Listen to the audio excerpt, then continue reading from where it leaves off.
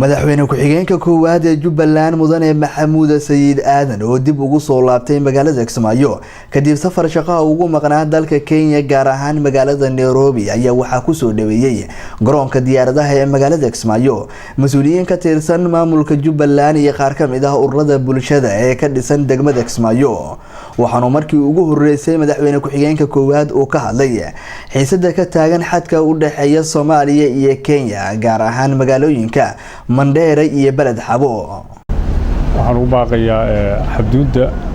labada magaalo Mandheera iyo Balad Xabo ayaamahan buuq ka taagnaa taasoo dawladda Kenya mas'uuliyiin ka tirsan iyo mas'uuliyiinta deegaanka baan ka wada hadalnay xalaan u raadinayna dadka inay isdejiyaan ogaadaan in xisaabtan uu jiro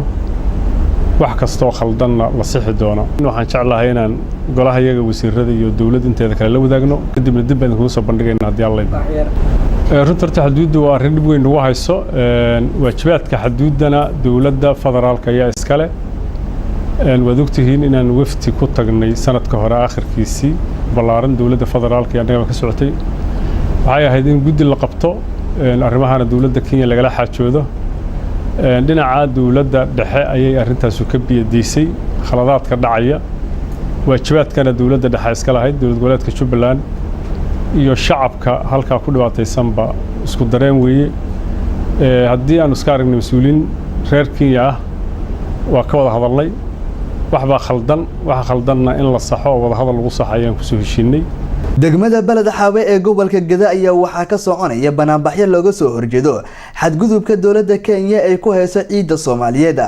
hadda waa sidee shacabka Soomaaliyeed ee degan degmada Balad Xabo dareenkooda